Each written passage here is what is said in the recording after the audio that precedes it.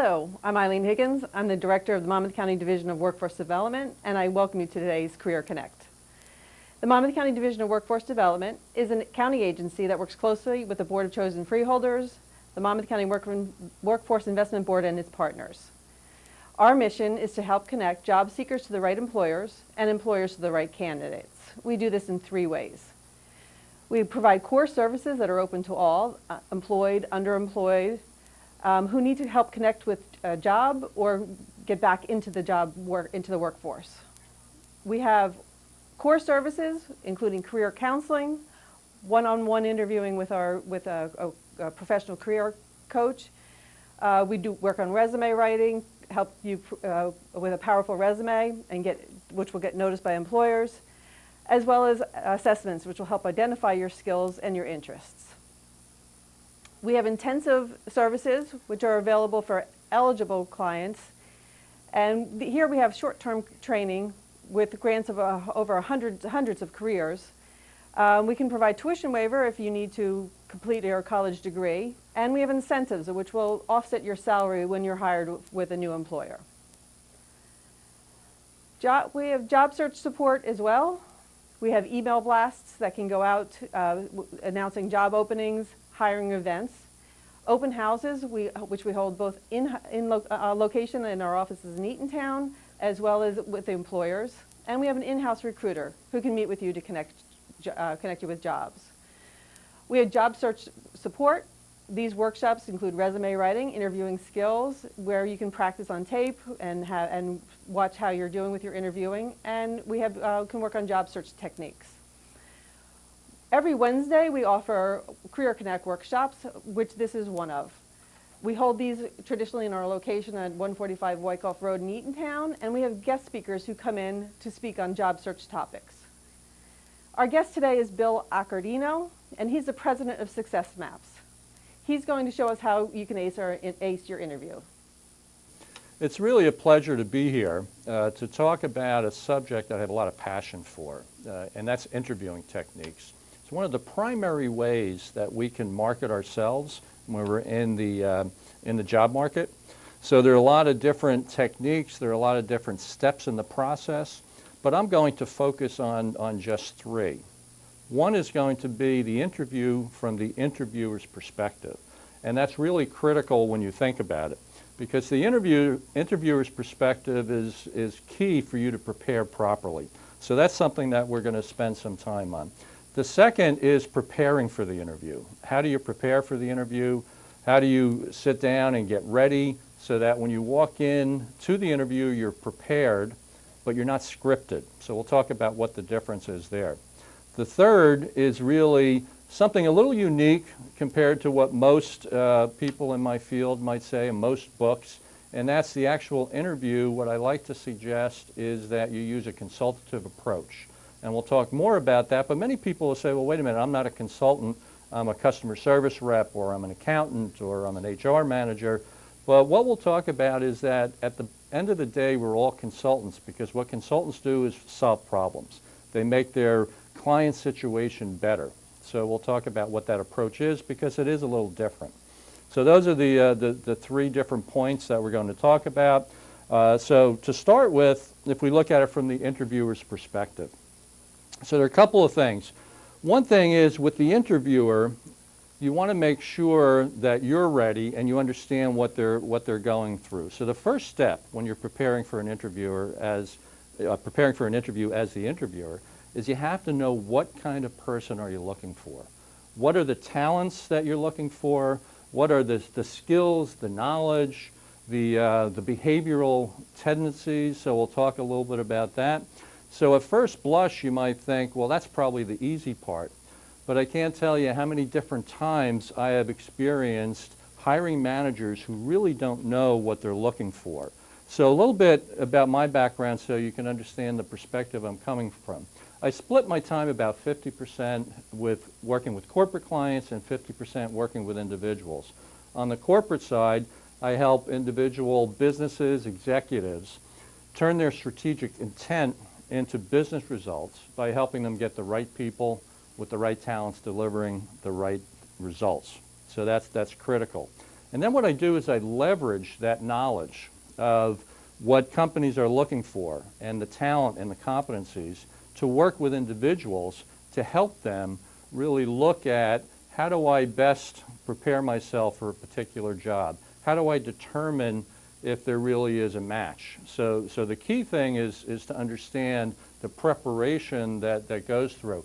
So when I said that what an interviewer needs to do to prepare is to understand with specificity what they're looking for, it's my job when I have my corporate consulting hat on to help them identify what specifically they're talking about.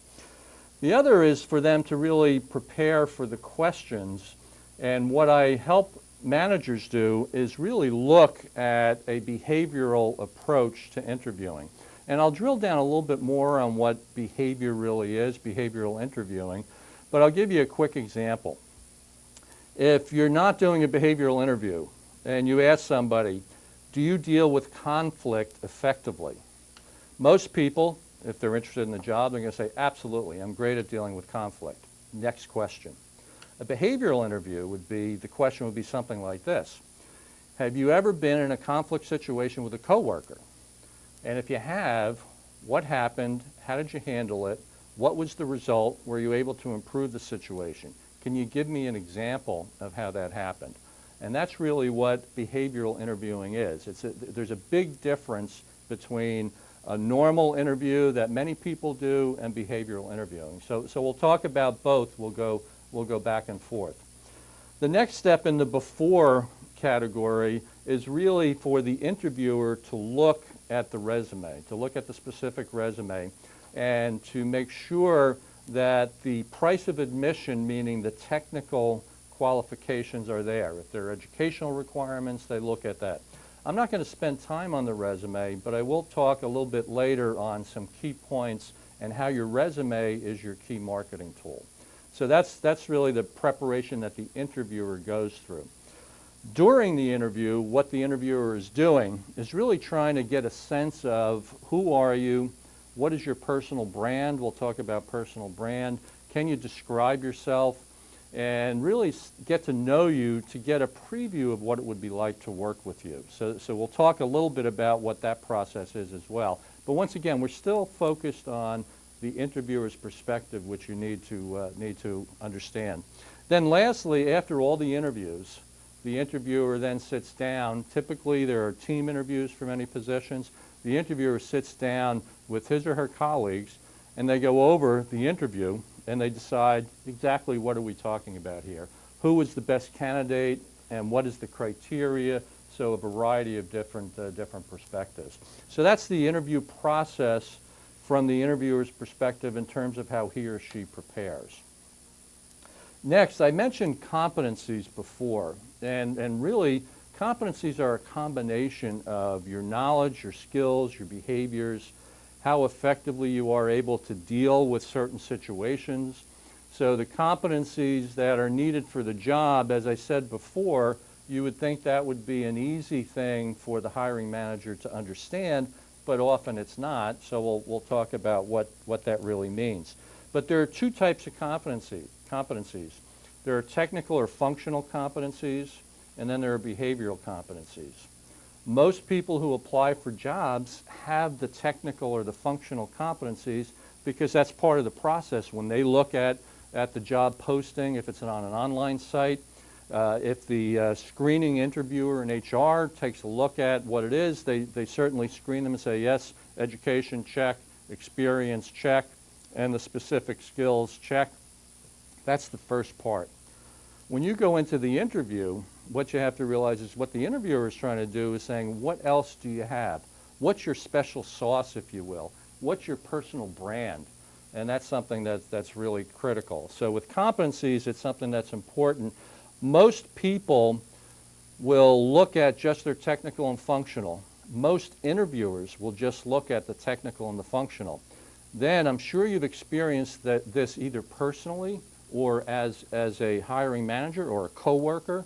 What you'll experience is the person's real smart, they work hard, but it's just not a fit. So part of the behavioral tendencies or behavioral preferences gets into the cultural fit for the organization. So that's really critical as well. So the next is, and I mentioned it before, is the success profile. Did the hiring manager, in partnership with human resources, did they invest the time to really get a sense of, what do I need? Are there past candidates or past people in the position who have done an outstanding job? So what really did they do that was different?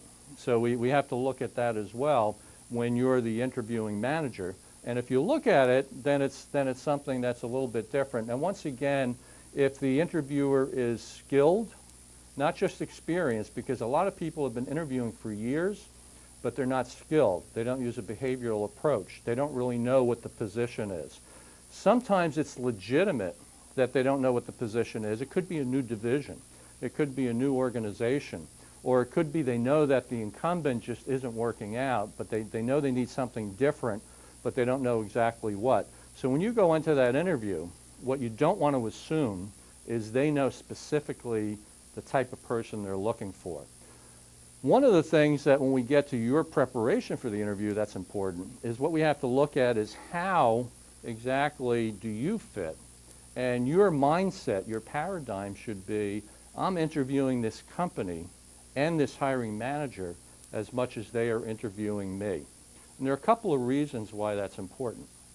One is it's reality, because you might be qualified, they might like you, but you realize it's not a match for whatever reason. But more importantly, I think you have to look at it from the standpoint of sometimes we still have that parent-child relationship with our employers, that, oh, please hire me because I really need this job. And if you come across like that, you're not going to demonstrate the confidence that's really important when you're interviewing for a particular position. So I have a number of examples of people I have coached in the past, and I'll share some of them with you a little later, where people really had all the right stuff, but they didn't have that confidence. I like to call it swagger, where you walk in and you don't know exactly how you're going to do something, but you know you're going to figure it out. And that's something that's important. So that's on the competency front, that's what's important. Let me define behavioral interviewing a little bit more. I gave you an example. And I just want to read something real quick. A structured competency interview asks applicants to recall in detail a past incident or experience that is similar to what they might encounter on this particular job. So what does that mean? What it really means is you have to demonstrate that you've actually experienced similar situations to what that hiring manager, what that organization is anticipating. And the only way you can demonstrate that, we'll talk about it later, is through telling stories. And what story do you have to tell? You want to tell your story. And we'll talk about an elevator pitch, and we'll talk about what your personal brand is, because that's really important. Sometimes when we're actually in the interview, we'll be halfway through it and we start to get a sense that it's really not a match. What most people do is they still have that parent-child, and they're thinking, oh, I want this job, I need this job, so they continue through and they think, well, I'll adjust. And if they adjust, they might adjust short-term, but many times, and I'm sure you've experienced it, we scratch our heads and saying, you know, I thought I made a good hire, or if you're the candidate, I thought I made the right decision, but it's just not working out. I'm smart, I'm hardworking, I've done something similar, but it's not working out. It's up to you to make sure that it's a fit. When I'm working with hiring managers, I stress with them, it's up to them to make sure it's a fit. And if both of you take 100% responsibility, then what's going to happen is you're going to have a match more often than not. So that's something that's important to keep in mind. Okay? Understanding how an applicant might perform in a certain situation, particularly what might be considered work stressful type situations like conflict, rapid change. Those are things that often are decided or discussed in the interview. So you want to make sure that you're prepared for that. So that's a key part of the behavioral interviewing. So when you look at the preparation from the standpoint of the interview, just to close on that piece of our discussion, what you really want to do is make sure that you understand where they're coming from. So your first thought might be, well, gee, if the interviewer isn't skilled, that might be good for me because then he or she will not recognize that I'm not a match. But really what you have to do is bring it up. And if they don't ask you behavioral questions, then you want to ask those behavioral questions. So more on that later. Right now, I want to apologize, but I think we'll take a quick break for a quick message, and then we'll be back shortly. Take it from me. Living with a chronic disease is no easy task, but I learned to better manage my health condition, and you can too. Take Control of Your Health is the chronic disease self-management program created by Stanford University. This fun, innovative course is now offered to all county residents. Diabetes, arthritis, heart disease, cancer. Take Control of Your Health gives proven strategies to manage these conditions and reclaim your life. See how nutrition, exercise, and various mind techniques can help you overcome depression, increase energy, and manage pain. You'll not only get this book when you participate, you'll also receive the guidance and support of others living with a chronic illness, just like you. Take control of your health in 6 short sessions. Call the number on your screen to register or get further information at scannj.com. Brought to you by SCAN, Social Community Activities Network, with funding made available by the Monmouth County Office on Aging. Welcome back, everyone. Now we have 2 more areas of focus for our discussion. The first is preparing for the interview. The second is the actual interview. So we'll probably split our time roughly between the 2. Preparing for the interview, there's some things you need to do that I'll just mention briefly but not elaborate. You know as well as I do how important that is. You have to do your research, due diligence. Today with the internet, with Google, with Hoover's, there are a variety of different options you have to research. Company websites provide you a lot of information, so that's important. The resume itself, remember I mentioned I'm not going to spend a lot of time on the resume, but there are just 2 quick points I want to mention about the resume.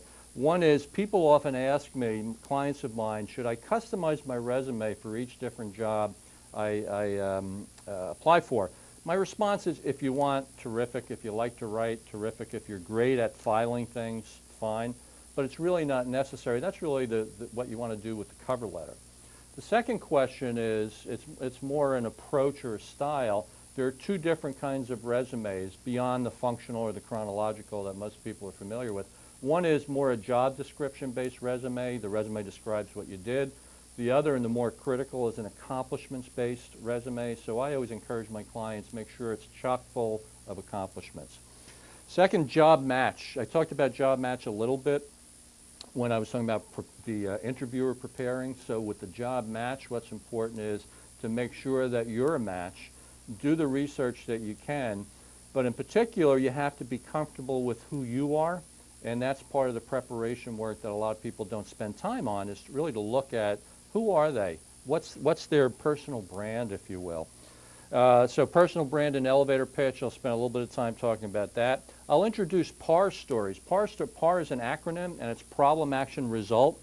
Anytime anybody asks you a question in an interview, you want to say, well, this was the problem that we're dealing with. This is the action that I took, and these are the results. And it's that 1, 2, 3 punch. Every single time you're asked a question, you want to make sure you have that format. Now, if the interviewer is not skilled and they don't practice behavioral interviewing, and that example, I want to ask you about conflict. Do we handle conflict well?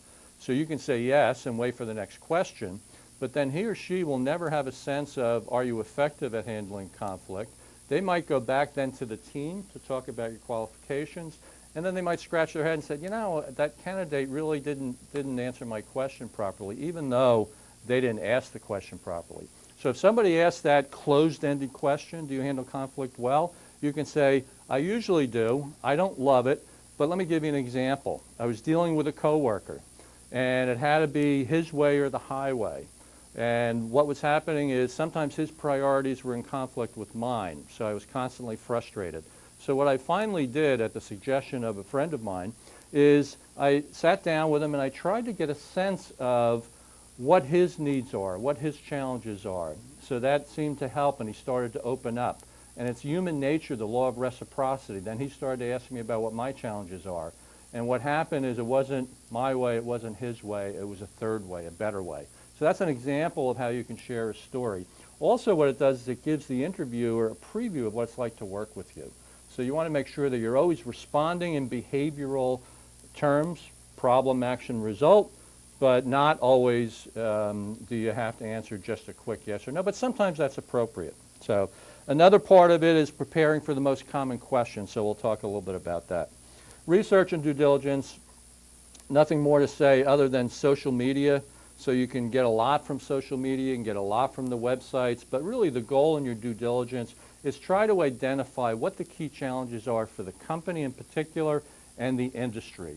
And as you can imagine, if it's even if it's a medium-sized company, if you Google that name, you're gonna get a lot of information, a lot of rich information. Work your network too to find out, do you know anything about this industry? So that you can have a sense, because when you go into the interview, you want to make sure you're asking questions that represent your understanding of what some of the challenges are. So if we look at job match again, getting back to that, remember function, experience, cognitive abilities is part of it, as well as behavioral and occupational interests.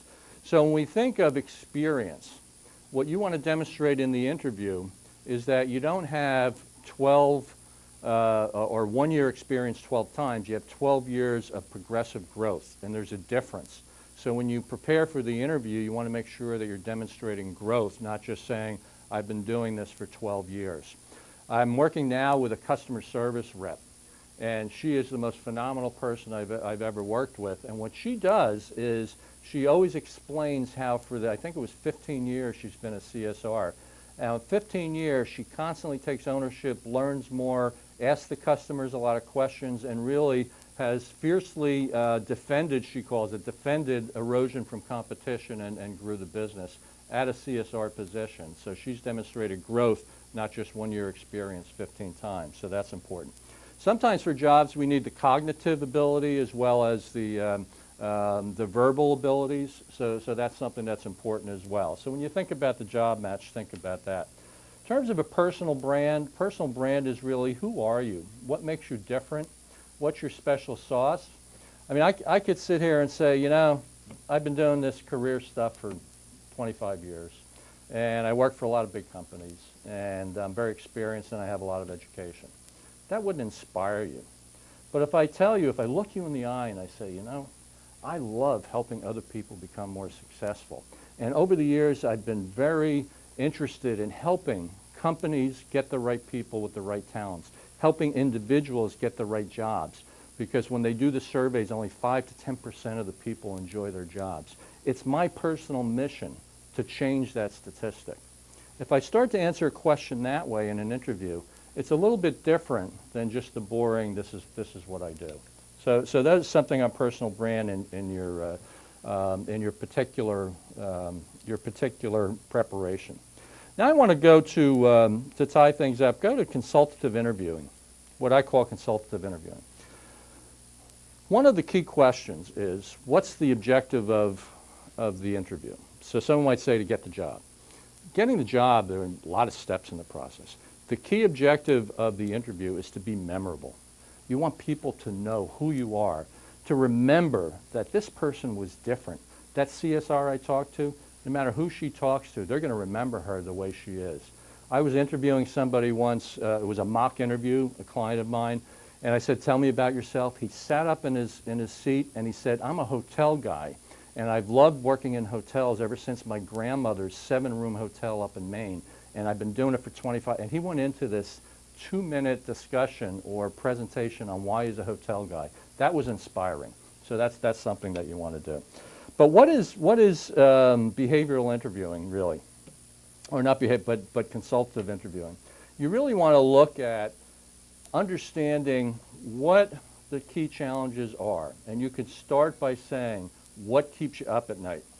And funny, so I asked one time, and this was an actual interview, and I asked the individual, I said, what keeps you up at night? And he looked me in the eye and he said, Bill, as long as somebody's not trying to kill me, I sleep like a baby. So I just looked at him, and what he told me later was he was a retired Navy SEAL, sniper. So he said, this corporate stuff, it's phony, it's fake, it doesn't concern me at all. So I had to change my question to, all right, tell me what your key challenges are. Because what you want to do is you want to start to come across as a consultant who solves problems. Once they tell you what their key challenges are, what keeps them up at night, Then you want to align your responses. Remember the PAR stories, problem, action, result. You want to align them with those key challenges. Once again, that's going to help you become more memorable. So when you think of the process, it's what are the challenges? What's the impact of the challenges? So once they share a challenge, you can ask them, well, what would happen if you don't fix it? And then that's getting emotional. That's getting at the pain point. And basic sales tells you you sell to pain, you don't sell to features and benefits. And that's really what an interview is. It's a selling proposition. The product is you. But ironically, even when I work with sales professionals, they usually need some help in selling themselves. They could sell any product or service in the world, but they're not skilled at selling themselves.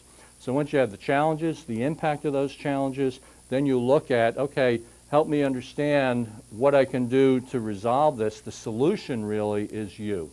It's your qualifications, it's your PAR stories. How can you best fill the role and make that particular individual's life easier?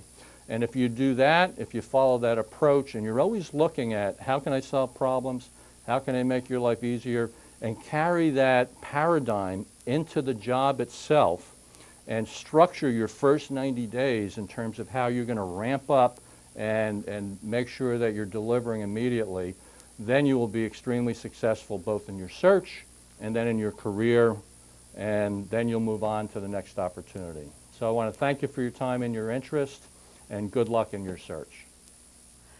Bill, thank you very much for that excellent presentation on how to prepare for and ace your interviews.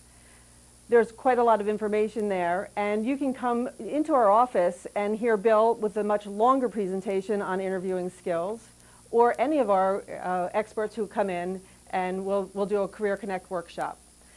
We also hold job fairs on a regular basis in the county. We hold 2 a year, one in the fall and one in the spring. And information for all of our services is available on the county website, which is www.visitmonmouth.com. And on the screen that will follow has information about our location, which we are located at 145 Wyckoff Road in Eatontown, and has our phone number as well. We look forward to helping you in any way we can and help connecting you with a job. Thank you.